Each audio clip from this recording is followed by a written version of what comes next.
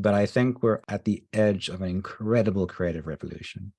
That's exciting, this democratization of creativity, giving everyone the tools that were reserved for the Steven Spielbergs of the world. You know, Mm-hmm. like that's interesting. I mean, I think if you look at it from a media cultural point of view, you effectively go from language to the written word to the printing press to the telephone to the internet to now. And I think Yeah. now is on par probably with the invention of language. It's magical. It's like working Yeah. with a wizard. It's absolutely crazy. Who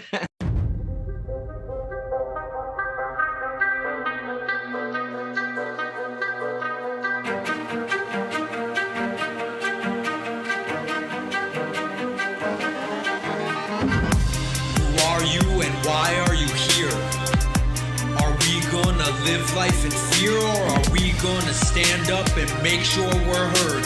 Are we gonna hide or live life by our word? With integrity we can be all that we can see in our mind's eye until we're finally free. We can become whatever we choose once we know the choice lies within me and you. Now's the time to wake up. No time for playing small. With a painful history and an uncertain future, now is the time to evolve.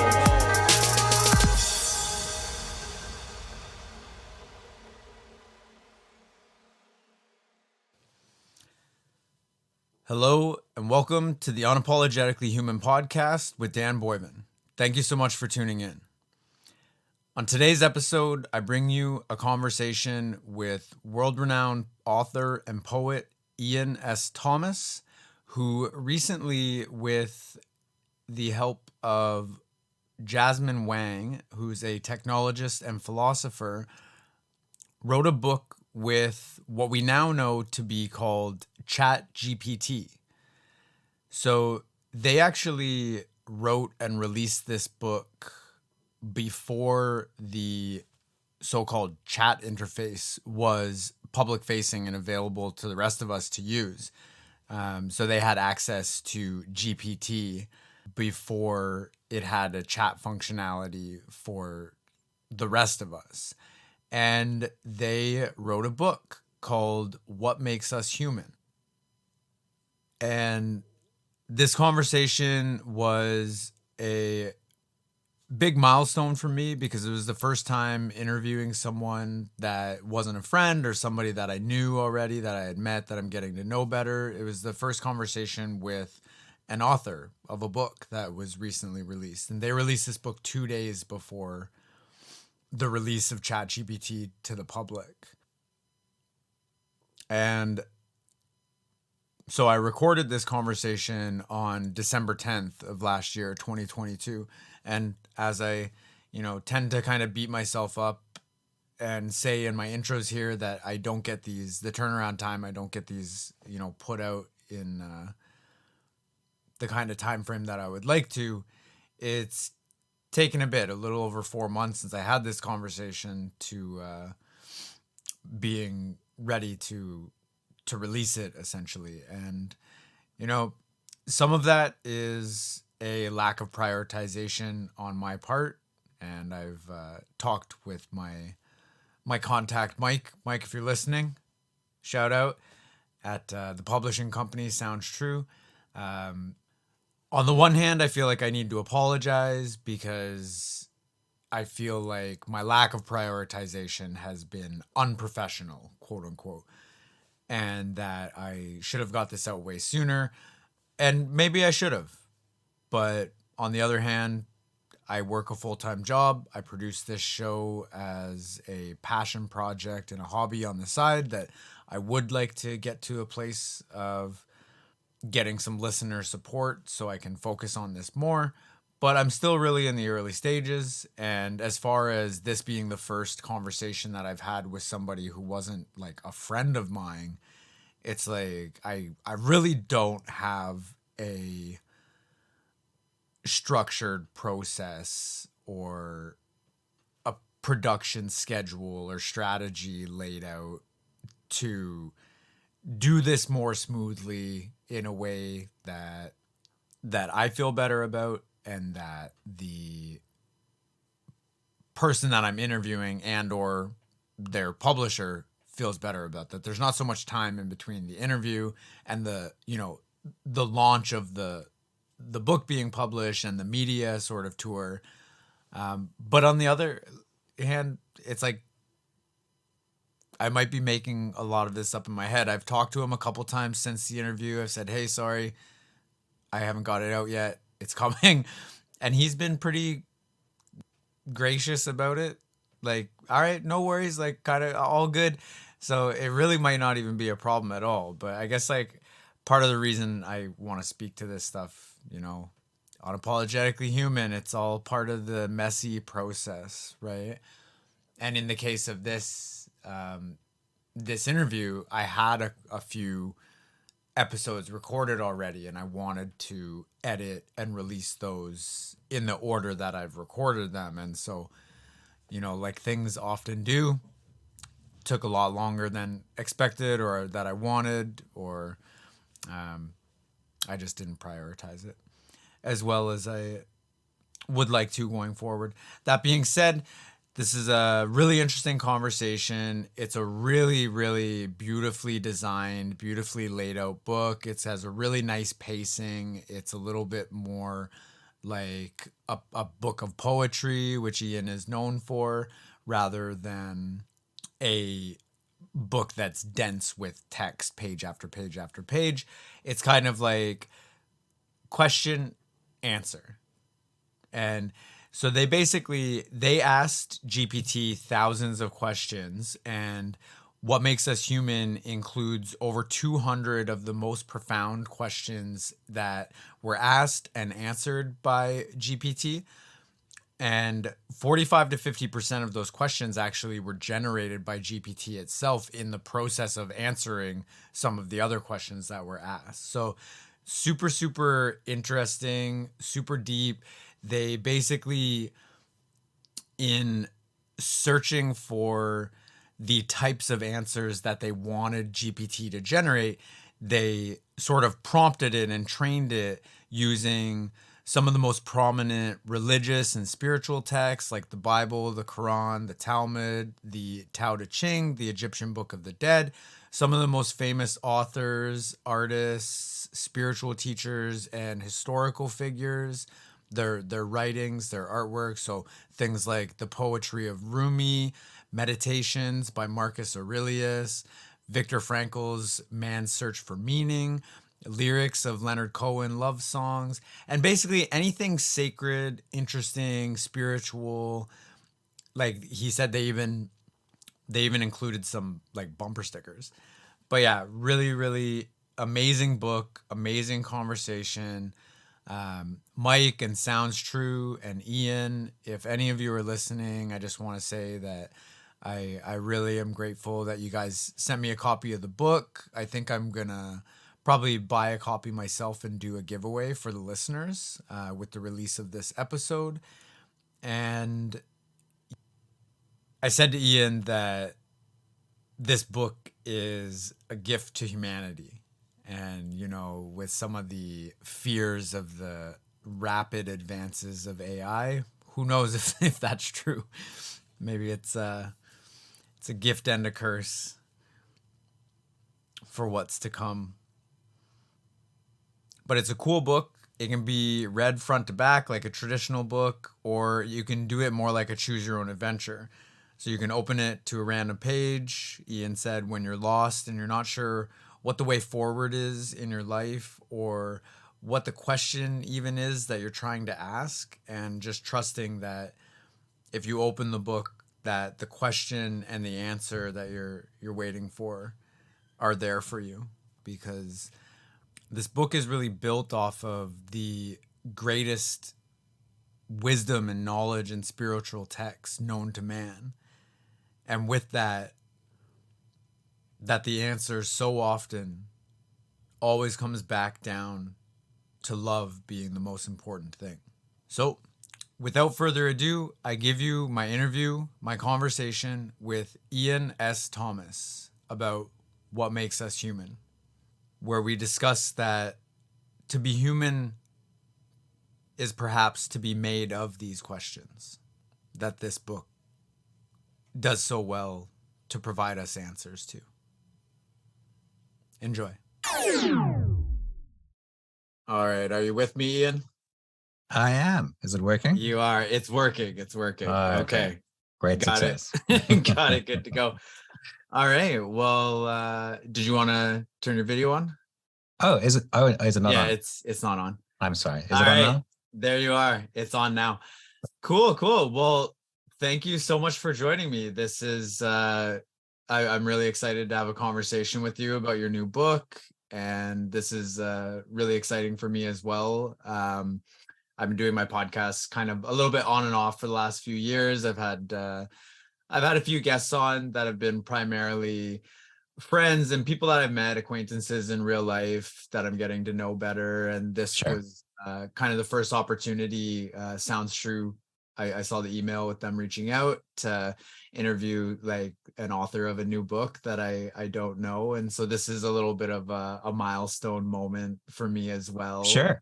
So I just wanted to share that with you. And yeah, I just I'm so grateful to have the opportunity to have a chat with you about this, because the book is amazing. Thank you. I've just been loving everything about it.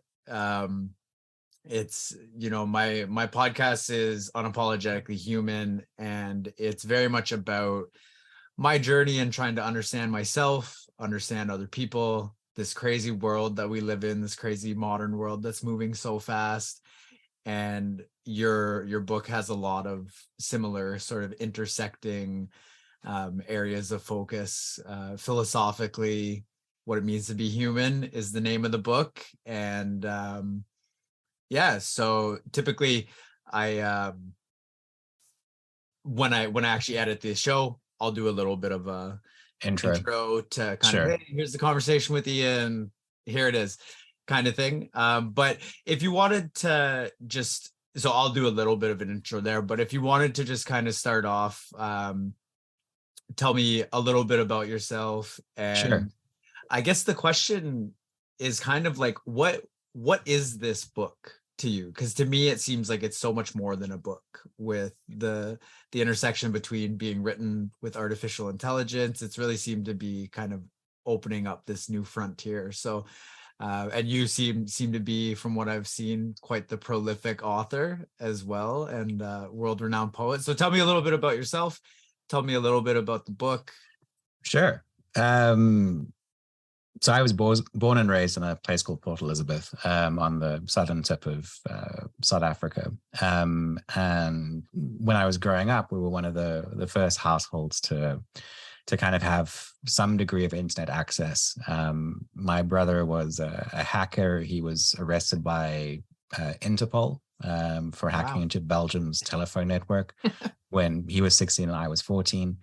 And in those very early days of the internet, just being able to like talk to another person online, in another country was amazing. It was incredible. It was not nearly as, obviously ubiquitous as it is now. We're sitting here having a conversation, not nearly as far. I'm in New Jersey. I'm not sure where you are. I'm in Toronto, so we're actually you're in Toronto. Pretty close. Yeah, we're pretty close. It's not nearly as impressive as South Africa to anywhere else in the world.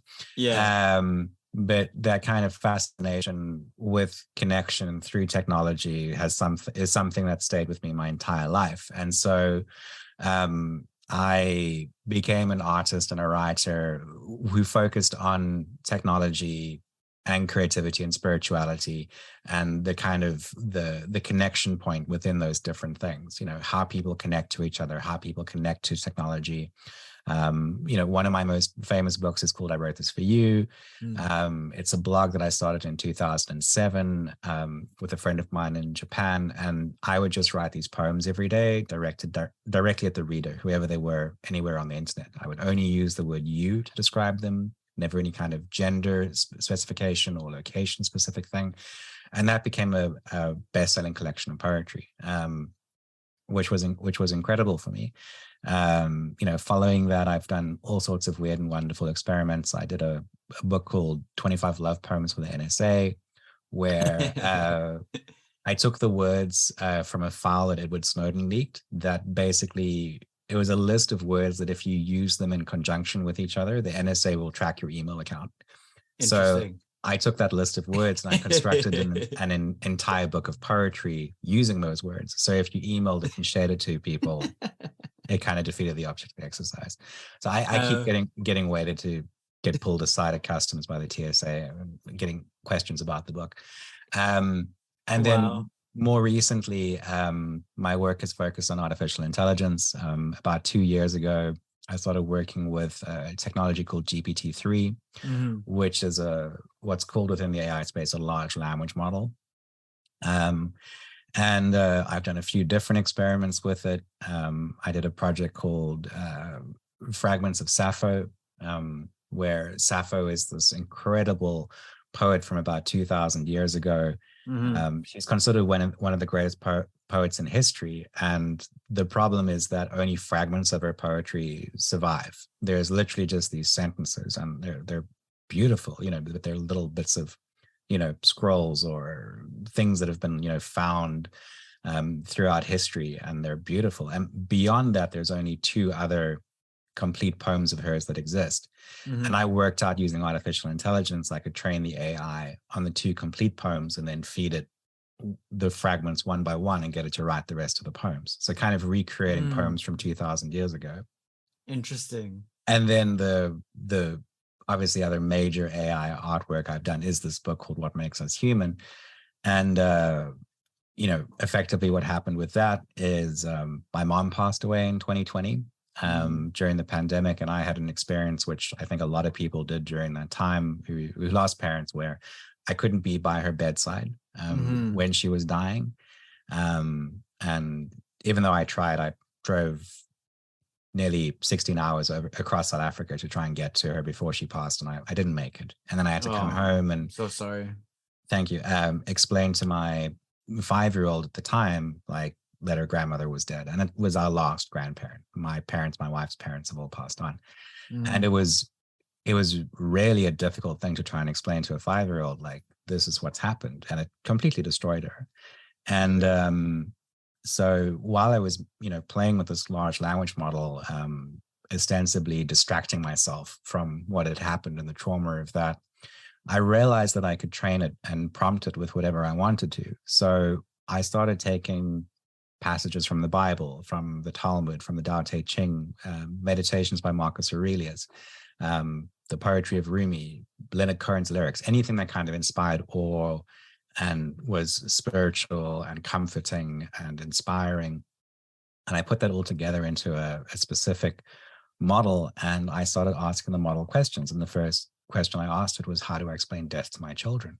And the AI responded with this profound, poignant poem.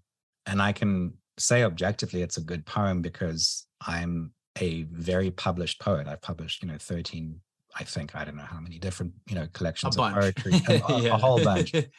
And I asked it another question, and I asked it another question. And it just kept on generating these really beautiful things. Not every time, sometimes it was incoherent, sometimes it was, nonsensical, sometimes it was kind of okay. But every now and again, it would just create these gems, Yeah. And so I collected those, I put those together into a book. And I think, to your second question, in terms of what the book means or what it is, I think it's a collection of spiritual poetry on one hand, but it's also my attempt, I think, to draw attention to the kind of technological moment we're in with artificial intelligence. That conversation has changed dramatically over the last few weeks, even with the rise of ChatGPT, which is this large language model AI. It's reached 1 million users, I think, in about 5 days. Yeah. And so I was one of them.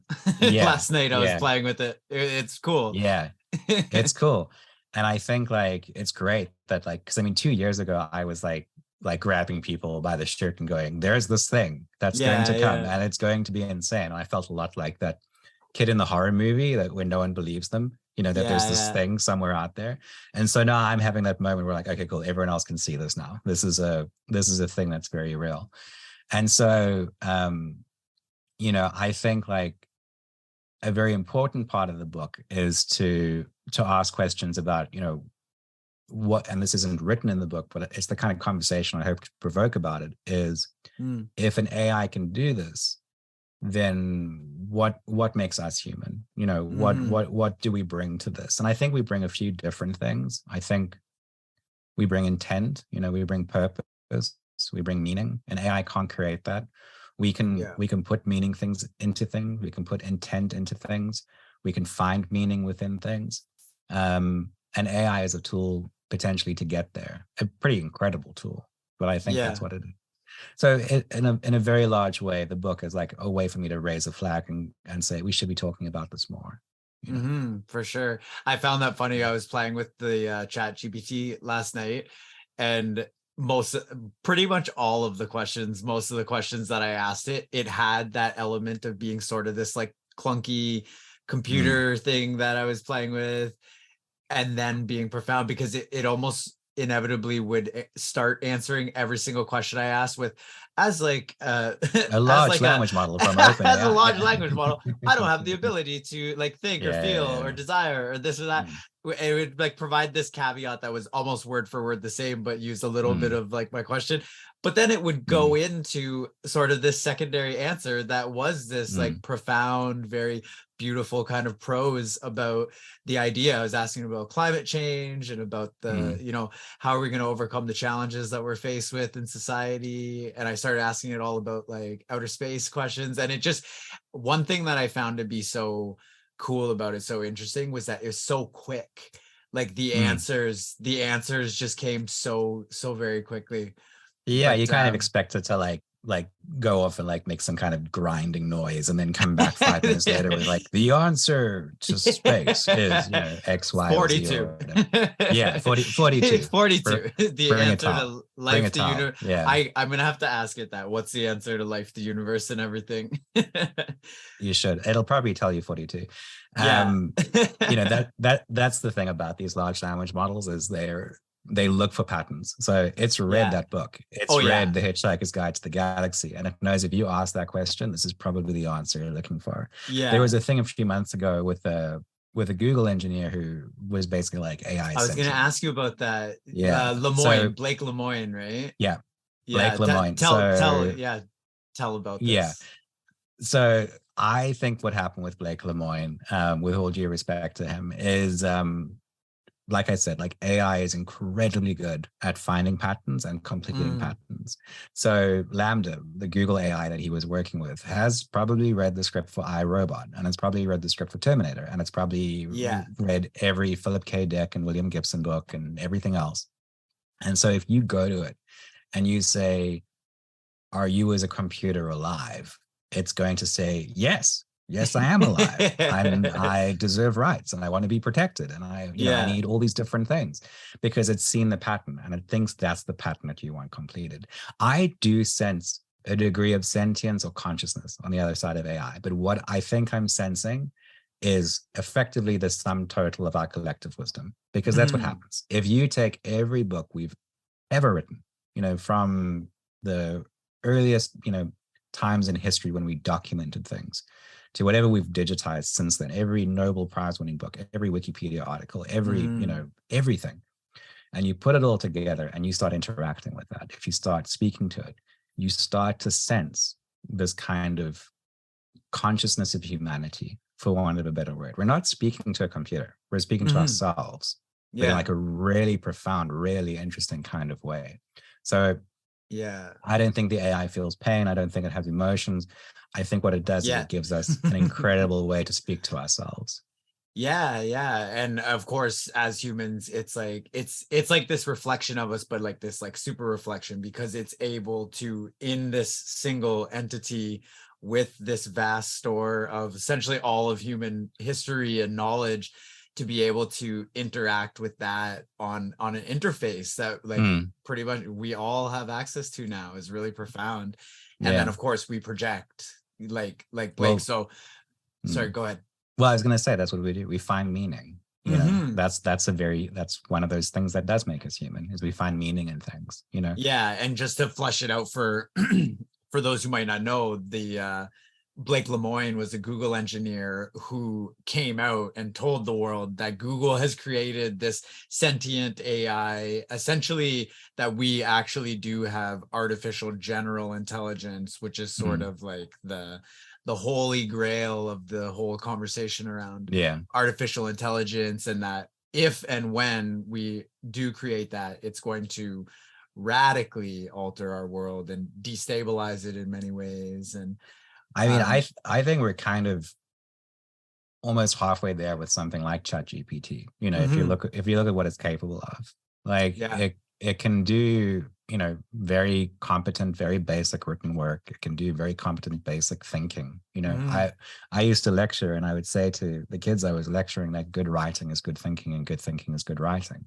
And what ChatGPT does really well is it writes really well, but it writes so well it looks like it's thinking, you know. So I think we really need to like radically rethink what that means. And when I say that, I mean, what does it mean for work? What does it mean for us as a culture, as a society, when, you know, an AI can do this kind of thing? Because it begs really large questions. And this is, you know, my kid woke me up in the middle of the night, and this is kind of what I've been thinking about is, you know, what does purpose look like? You know, when a lot of work that we've traditionally done suddenly changes fundamentally, because I think a lot of the time work does give us purpose. I'm not talking about like drudgery or horrible jobs or whatever, but working towards accomplishing something, perfecting a skill or a craft. I mean, on one hand, it doesn't change much. Like I play guitar horribly. I have no ambitions of playing, you know, Madison Square Garden or starting a band.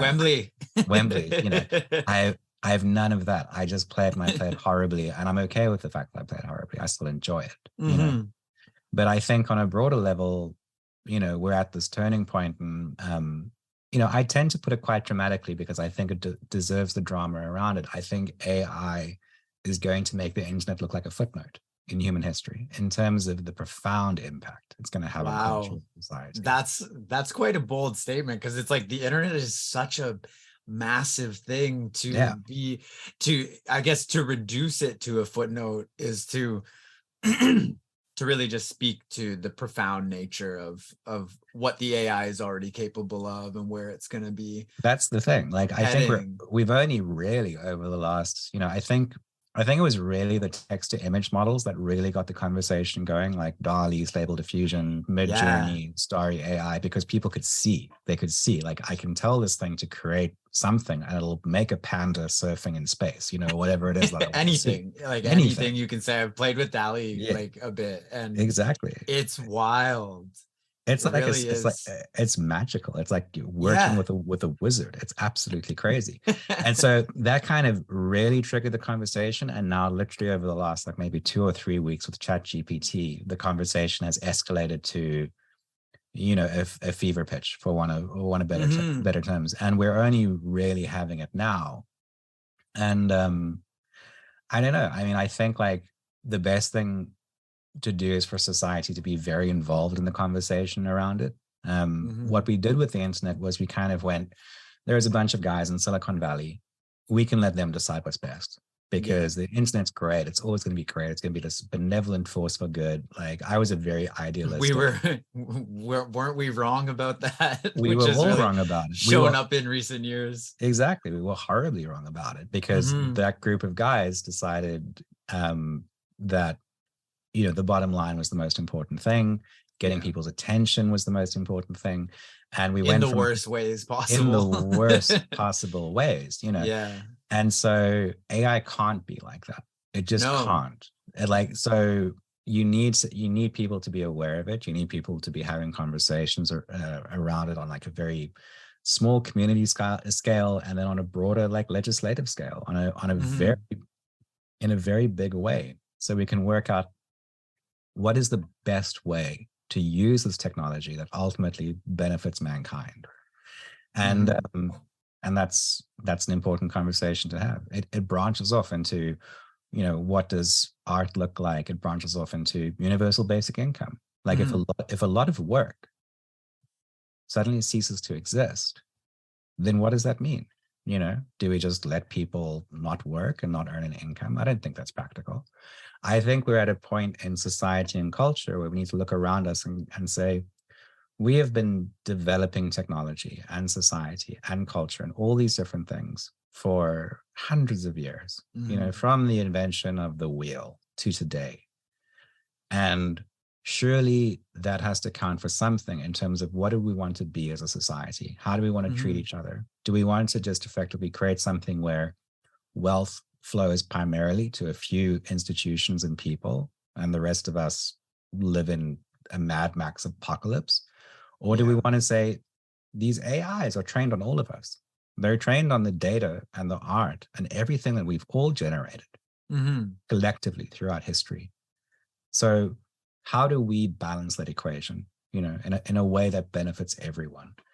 And I think that's probably the most important conversation to be having right now. Yeah, it really is. And I found, I noticed kind of in the introduction to the book, the tone that you were taking, and part of it is this optimism that, like we hear so much about AI is going to, lead us into this dystopian future. Some might argue we're already there, despite well, with so many of the challenges that we're faced with without AI really even like really being here, which like you're saying, well, it kind of is now. It's very much yeah.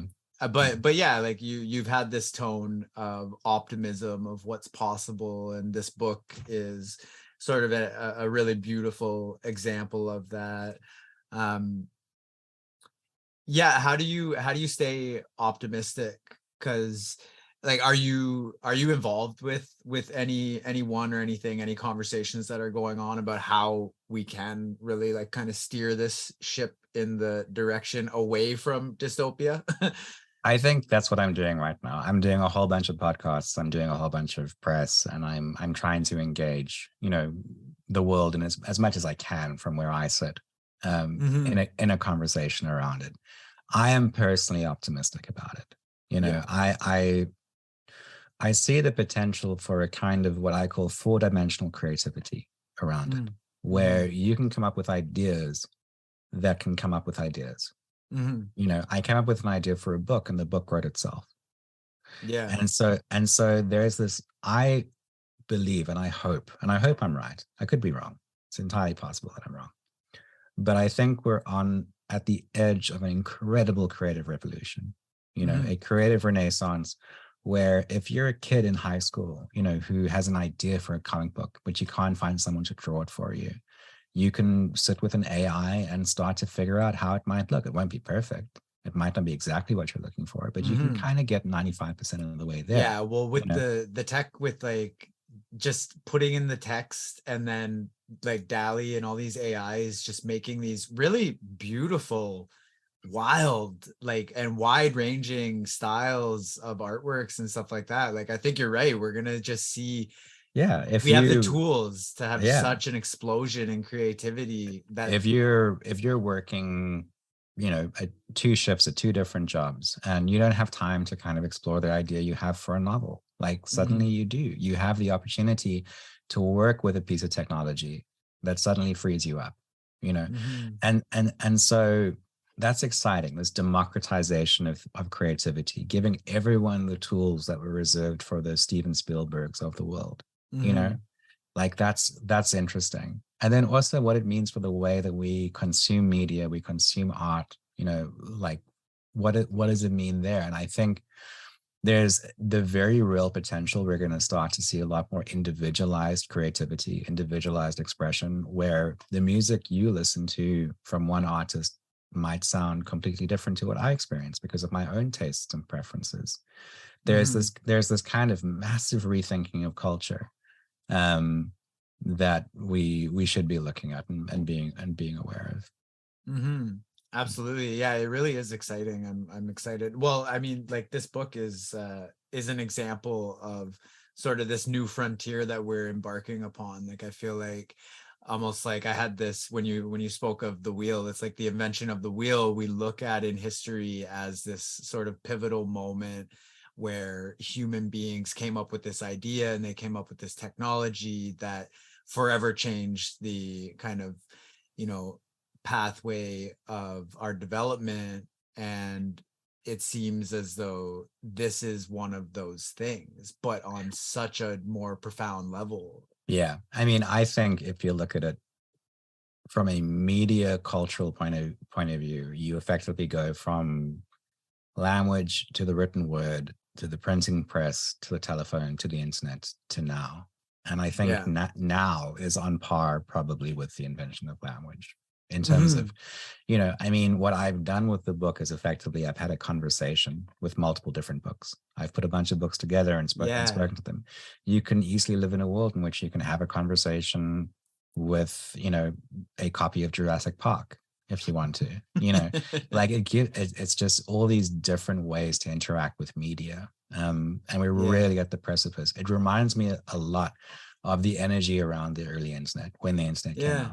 It's the same kind of feeling. Well, I just had this like vision almost that it seems as though it's almost like, you know, the way things used to be is that, especially before the internet, it's like you want to learn about like history, you want to interact with these authors and these thinkers and these ideas, you would likely, like, you need to go to a library and you need to go look one book up and then find it. But this is like if you walked into the Library of Alexandria or just, you know, the biggest libraries in history, and you just spoke to the library, and then it fished every single book with every single instance of every single thing that's related to your question, and then constructs this like this profound, response, beautiful response. And that's really what this is doing, like you're saying. It is. And I think, like, you know, there's a difference in what you're describing, because half of what you're describing is kind of Google, because, you know, I can go and I can Google and I can search all you know, everything, you know, out there. But what makes this impressive is that response, where it can go, like, you know, you would like to know what, you know, things are shared between Macbeth and the movie Blade Runner. Well, here are the similarities, you know, and it's just, it's crazy. There's a lot of articles now about like the death of English in high school, you know, because how do you catch the kids writing essays using ChatGPT? You can't. Oh yeah, no. Yeah, that was one thing I read. I actually, it was just sort of serendipitous. One of the newsletters that I'm on is from this Progress Network called What Could Go Right, to give some good news about what's going on in the world. And it literally just last night, I got the email that like everyone should be talking about this release of ChatGPT. And it's funny how specific you can get as part of the power of the the 4D creativity, like you're saying. I really like that term because of how you can interact with it. Like, it's like you could ask a very specific question, like, what are the similarities between Macbeth and Blade Runner? And it will give you coherent, really like interesting, considered, thoughtful. And I actually saw a comedian that I follow on Instagram posted a video of them interacting with it. And they asked it to create a chat between Joe Rogan and a friend of his, I forget what it is, Eddie Bravo, I think, about them debating about like flat Earth. And it's like Joe, Eddie, Joe, Eddie, like literally. So it's wild because I guess one of the most interesting things is it's like we really have no idea what the capabilities are, and we can't even conceptualize it until we see it, but someone or people everywhere are going to interact with this in ways that we can't possibly imagine.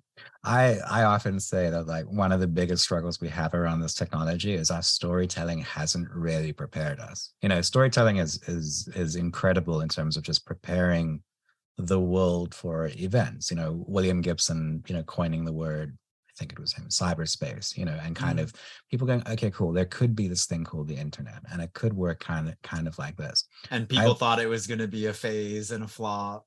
Well, I mean, some people. Some people, but like I've read that book, and I've seen Back to the Future too, and I understand that there might be hoverboards, and I've seen Terminator, and I understand there might be robots, but I have not really seen a film or read a book about what it means, or that turning point in culture which we're at, a turning point in history rather, where our computers can write books. They can write whatever book we want to read, and soon they'll be able to make movies. There's lots of experiments right now. Meta's released a thing called Meta Make Movie, where instead of just creating a still image, it'll create a few seconds of footage, realistic looking footage of whatever you want. And from there, you can go to, there's people experimenting with text to 3D, where you can construct 3D images. You can say, give me the panda surfing in space in 3 dimensions, and it'll construct a 3D mesh of that. Right. And as soon as you start to get there, then you start to get very close to that kind of Star Trek holodeck kind of experience, where you go, take me, to a Spanish galleon, in the 1800s or whatever you want. Like, you show me what it was like in an Aztec village, bring me to Florence and let me sit down with Da Vinci. Yeah, with a representation of Da Vinci. See, like it and the distance real. The distance from here to there is just fidelity. In the same way that growing up, you look at computer graphics and you go, wow, this is amazing. And then the year after now that, you look at it, you're like, wow, that was how amazing. Did we think that was good? Well, it's the same thing as what's happening with Meta and the metaverse right now. It's like they're kind of getting shit on that the graphics are so bad and so few people really want to interact with it right now. And Facebook's lost a lot of money because of the investments into this, and people are like, oh, it's kind of the same. It's the same story. It's the same trajectory of like, oh, it's not going to happen. And it's like, no, like it's just too early. Even it's interesting because one of my first jobs out of high school when I was younger, I worked at a call center for MSN. And so this was in like 2005 or so. And they actually, at that time, they had these really sort of clunky watches that you could get your news and weather and stock updates and all sorts of stuff sent to it. And some people use them, but the tech wasn't there, and the sort of the public weren't ready. The public wasn't ready. The desire wasn't there. It's like so many things. It's like MySpace was a social network before Facebook. It didn't become Facebook because the culture and the timing and everything lined up for Facebook the way that it did, right? But it's like, fast forward 15 years, and now we have these amazing technology watches that so many people have, and they can do so many more things. And it's like this constant cycle that we're following. It's this kind of cultural Moore's law kind of thing. Well, I mean, if you look at it going from listening to the radio to listening to records to listening to 8-tracks and then tapes and then CDs and then MP3s. People used to collect MP3s. We'd have, thousands of MP3s in our hard drive. And now we just, speak to, a device and say, play this song, whatever song you can think of. And so it's a similar kind of thing that's happening where, now we can ask this clunky thing, like, write me a poem about this spreadsheet, and it's like kind of clunky and it's kind of awkward. And it's like, I'm a large language model from OpenAI, or whatever. Yeah. And like, it's a fidelity thing. Like, it's not going to be that much longer before we're in a place where we look around and say, like, what the hell has happened? How did we very suddenly get here? Well, and it's at the sort of this intersection with so many other technologies too, like virtual reality and augmented reality, and this idea that we're only so far away from, like, we're not going to be carrying around phones anymore because it's going to be an augmented reality thing that we just wear glasses for. I'm very bullish on that. I'm a lot more bullish on augmented reality than I am on virtual reality. Jared Lanier, one of the founding fathers of virtual reality, I heard him say on a podcast once, like, one of the best things about VR is taking the helmet off. you know, because Yeah. it forces you to like kind of look around the world in a very, you know, new and different way. But the problem with VR is it's very hard to drink a cup of coffee with the headset on right now. You know, it's very hard to have a Yeah. meeting. And I can kind of be in VR for maybe 45 minutes, maybe an hour before Gives you a headache. I start to get a headache. I start to feel a little bit claustrophobic. Mhm. But like if you look at the stuff that Meta, you know, Google, Snap, Apple are pushing in augmented reality, like that I think is fundamentally going to change the way we interact with the world. I think we're probably going to be the last generation that carries around a phone, like you said, Mhm. this little glass brick that we look at and we get distracted by, as Mhm. opposed to having, you know, a layer of interactivity around over the world around us. I think like, you know, something that you can turn on, turn off, you know, kind of engage with as you see fit. That's probably going to be the future. Mhm. And when that meets what's happening with AI, what's happening everywhere else, you know, I think the future is going to be incredible. It's we're all going to have a bit of a future shock, I think, because I think Yeah. we're on the precipice of a kind of almost singularity moment in terms of all Mhm. these different technologies. Mhm. Um, and it's exciting, it's terrifying, and both of those words mean the same thing from different angles, you know. Yeah, truly. Yeah, it really is. Um, so I guess I I wish I could have a chat with you about all of these things for the next few hours, but we're Sure. coming up to the hour in not too long. So let's get back to the book a little Mm, bit. Um, mm, so just for yeah, I can't recommend the book enough. I've been really loving it. I love the sort of there's almost like a choose your own adventure kind of style to it with the mm, you know, the table of contents is I counted it, it's 192 questions plus there's the two-part questions, and that I find really beautiful. Like I actually, one of my first podcast episodes I made was all about questions and just the beauty of sort of our ability to ask questions is one of the things that makes us human in some pretty profound mm, ways, and then to go and seek out those answers and whatnot. um but yeah, I liked the sort of suggestion that you can read the book front to back if you mm. want, like a normal book, or you can just kind of open it up Oh, to a yeah. page.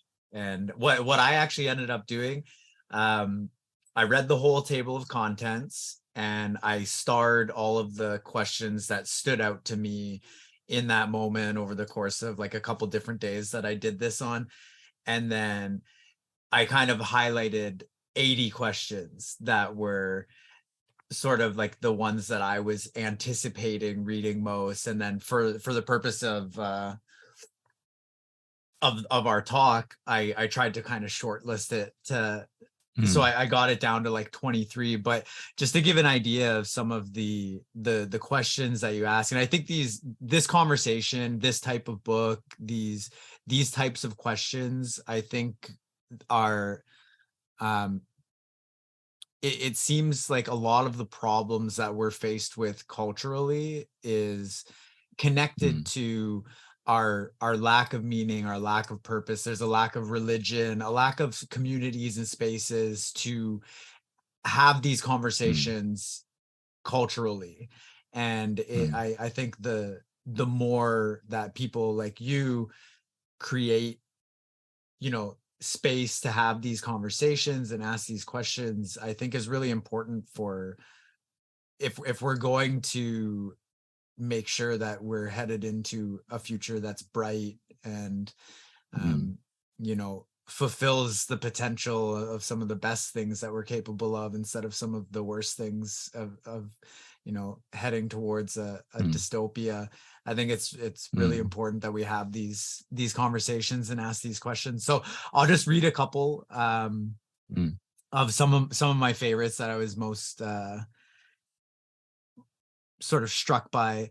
But mm, yeah, so like, what is the nature between knowledge and freedom? How do I find my voice? What does it mean to grow up? How do we make the world a better place? What is truth? Part one and two. Um, what makes someone a force for good? What does a good daily spiritual practice consist of? What do babies think about? I thought that was a funny one. Which was really nice too, because it's like there are a lot of really deep and profound questions and answers in this book, and there's also some fun questions and stuff like that as well. As the book, it really it's a really nice book, like the design, the layout, the pacing of it, like it's not it was sort of like a really easy read, because it reads like a poetry book. You know, like there's not, even with some of these questions that really are deeply profound questions, the dialogue and the response it's succinct and concise and poetic. And so a couple questions, I guess, how did Jasmine come into the picture? Like, how did this sort of how did the book sort of come to fruition from idea to Jasmine getting involved? Like, how do you two know each other? And then how did it really kind of so what happened was Jasmine had created a platform called copysmith.ai, which was effectively a AI tool to help with copywriting. You know, and a friend of mine shared a link to this website that had this thing on it, and it was the first kind of really fascinating use of GPT-3 that I'd seen. So I just emailed her out of the blue. She was in Canada, and I was like, "You don't know me, but I need to speak to you. I need to understand this a little bit better." Yeah. And so I ended up having a Zoom call with her. She was busy eating like her breakfast cereal, and I was like, "My name is Iain. I'm this artist. I do all these different things. I need to be involved in this. I need to understand it more." And she was like, "Okay, if you want to hang out and do stuff, then that's cool." And so I worked with them, and I was literally training GPT-3 to write a headline, and working out how it got there, and showing it like, this is what an idea looks like, and this is what a headline looks like. And during the course of that, like I said, my mom passed away, and I started looking around me for spiritual answers. And I literally had this idea one day where I was like, if I can show GPT-3 different headlines, get it to write a new headline, I can show it different spiritual things and get it to create something novel and new from a spiritual perspective. And so that was my theory. I sat down with Jasmine, and we kind of spoke about how would it work? How would you construct these different prompts? And the way it works in very practical terms is you create a series of questions and answers as a pattern. So you say, what does love mean? And then you take a passage from the Bible. Love is kind, love does not keep a record of wrongs, love is patient. Then you go, what does power mean? And then you answer that with something from Meditations by Marcus Aurelius. And then you keep that pattern going, just using different spiritual texts as kind of points along the pattern. And then you ask a question, and then you leave the answer blank. And then you go, okay, AI, do your thing. Not in those words, but you push go. And what it does then is it tries to generate a novel response based on what it's just seen as part of the pattern. And so she helped me, work out different ways of constructing those prompts, different ways of interacting with GPT-3, because what you're looking at through the course of the book is actually a series of different experiments. We didn't just use one set of prompts. We, brought in different poems, we brought in different passages, we brought in different things, tried them in different combinations, and then I, as a poet, went through what was generated and said, this is beautiful, this is profound, let me add some line breaks, let me shift this around. And that was the extent to which we edited it. We tried to edit it as minimally as possible. We also tried to keep in like some of the crazier stuff so that people could get like a kind of, we didn't want to mislead people, like I think in the beginning of the book we said we want to explore mysticism without explore mystery without mysticism, and we're not saying that we're speaking to God. We're not saying that we're doing anything crazy. We're just doing this experiment to say like, there's this crazy thing, that we can do now, and we should think about that. So that's how it happened. I shared it with my agents. My agents shared it around to a few different publishers. We met with the team from Sounds True, and they were incredibly excited about it, and we liked them, and we loved our publisher, and we said, okay, cool, let's make it. And so we did. And now I'm on your podcast. So amazing. That's kind of how we got here. It's so cool. So I guess just on like a technical sense, for what this is like capable of for other people to do similar things, I watched like the little video of you and Jasmine both explaining a little bit about it, and when I read the introduction, I was a little bit confused about, like, so the way I look at sort of the way it was explained is that almost like you chose all of the inputs of the spiritual text and even some bumper stickers. I gotta ask about the bumper stickers. I'm like, oh, what bumper stickers, if you remember any. But I'm like, it's almost like you're constructing like the brain of GPT-3 that you are then going to interact with. So did you guys actually do that sort of fully by yourself, choosing everything that was the inputs to then interact with? Or was it already this larger data set that, because you prompted it and sort of trained it on what types of answers you were looking from these texts, that then went and found them? It's the second one. Second one. Okay. So GPT-3 is a large language model. So it's already been trained on, massive kind of data sets of language. Yeah. So what we're doing is we're prompting it. We don't have to train it on the You don't have to recreate it. No, we can just show it. Like, we're looking for the kind of text that appears in the Bible, in this kind of lyric from Leonard Cohen, in this kind of thing, in this kind of thing, in this kind of thing. There's a very, I don't understand why it's popular in South Africa, but there's a bumper sticker on a lot of taxis that just says, "When days are dark, friends are few." I have no idea why it's as popular as it is, but in one experiment, I did put it in there as well as a thing. Nice. But yeah, so that's how we do it. We use prompts, and it's a very simple way of interacting with the model. Yeah, no, that's very cool. So do you have anything that really has like stuck out to you as like some of your favorite interactions, or like, is there anything that you feel like was kind of so profound that it will like was the first one. The first, when I said to it, like, how do I explain death to my children? The very first question I asked. I'll read you the response to that quickly. I've got it. Yeah, please. So, how do I explain death to my children? Encourage them to celebrate the lives of other people. Tell them that the dead are not dead, not in the way we think of it. Tell them they live on, as they are remembered. Tell them every goodbye is really a hello to a different way of being. Tell them they are loved and will always be loved. Tell them they never have to feel alone. Never. Tell them the world is magical and mysterious and strange. Tell them they are part of the mystery and the magic and the beauty of it. So the first time, like, I had that interaction where I posed this question and that's how it responded, like the hair on the back of my neck stood up. Yeah.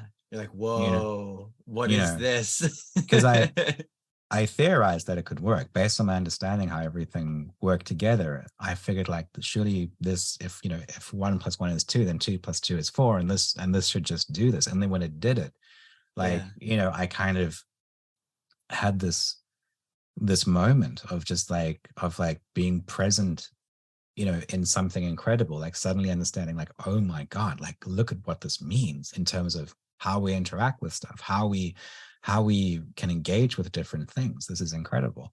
And so I stayed up very late that night just throwing more questions at it, and a bunch of the book is from there. What's quite fascinating as well is GPT-3 doesn't just help with the answers, it suggests more questions, because it's trying to create a pattern. So you leave a blank space after the question, it creates an answer, but then it thinks you want to carry on the pattern. So it says, if you want to know about the meaning of life, and you probably want to know why we suffer, and if you want to know why we suffer, then maybe you want to know, what does love mean? And so it suggests a lot of the book itself, which is quite powerful and quite interesting.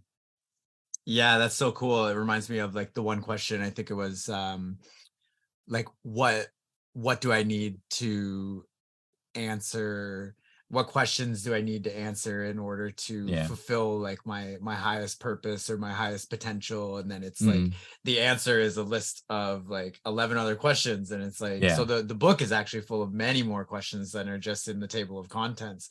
Yeah. And yeah, they're deep, it's really really deep and profound things to think about. And Mm. it's the book is amazing. I feel like it truly is like a gift to Mm. humanity, because it really is taking some of the most important questions human beings have ever asked and have been asking forever, Mm. and that we still are trying to find answers to, and we're still struggling in pretty much all the ways that we have for forever. And it's yeah, it's just it's poetic, it's so cool. It's such a cool interaction between art and poetry and knowledge and wisdom and science and tech, and this it's really kind of exemplary of this moment that we find Mm. ourselves in so many ways.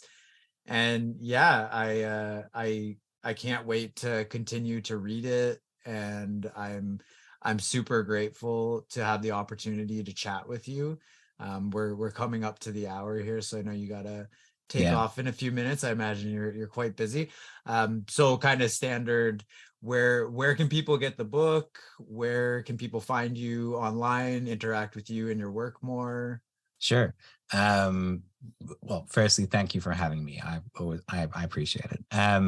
To find the book, just Google "What Makes Us Human" and my name, Iain Thomas. It should show up. If you want to find me online, then just search for real Iain S. Thomas. My first name is spelled Iain. Kind of looks like Lane sometimes to some people. But yeah, if you Google those things, you'll find me. I'm on Instagram, Facebook, Twitter, wherever. Cool. And I'll find those and put them in the show notes and all that. Oh, one thing I wanted to leave you with as well. It's one of those things where it's like I've been suggesting this to people for years. I haven't actually watched it myself yet for a variety of reasons, mostly because everyone I was supposed to watch it with, it just kept getting pushed down the road. But there's a woman named Katie Teague, and she's a videographer. She made a really interesting documentary called Money in Life that I saw years Mm. ago, and then I kind of followed her work for years after that. I became like friends with her on Facebook and stuff. And Mm. I think she used to be a psychotherapist, and she's a really good documentary maker, videographer. Mm. And one of her most recent works is called Remember, and it's all about the ancient healing practices and wisdom of dealing with death and grief and things like that. So I'll put that Mm. in the show notes as well. Sure. But yeah, it's the website is just rememberdoc.com. Mm. And yeah, it made me think of it, I'll check it out. because your mother passed, and Mm. I've been sharing it with people for years because I know the quality of her work. And even just Mm. from the trailer itself, you're like, oh yeah, like this is knowledge that the human species needs to access, just like this book. This is knowledge that we need to be talking about and accessing. Yeah. And yeah, Amazing. Thank you so much for having me. I really appreciate it. yeah, thank you so much for joining me, and I'm really looking forward to continuing to see what you come up with next. Thanks. Okay, thanks. Take care.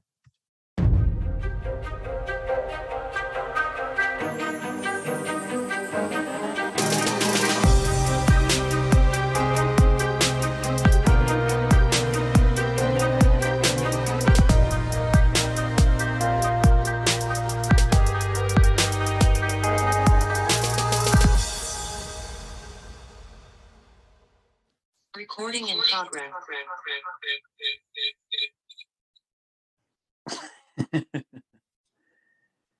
All right. Recording in progress. This is a one-man show that I'm producing all of my...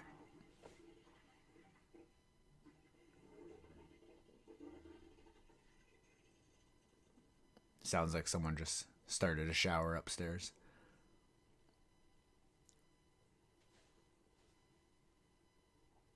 Anyway, well, there's my roommate walking around outside my bedroom door doing something.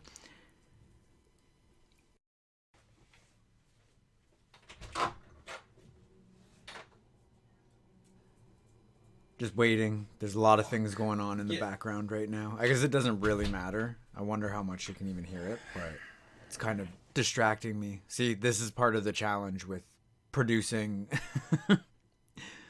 producing a show on your own in your bedroom when there's roommates walking around outside your door and people showering in the apartment upstairs, and I don't know what else is going on. Lots of people walking around, all sorts of shit. Anyway, literally, there's never, ever this much fucking noise in my house. Of course it's happening right now. Fuck. Cool.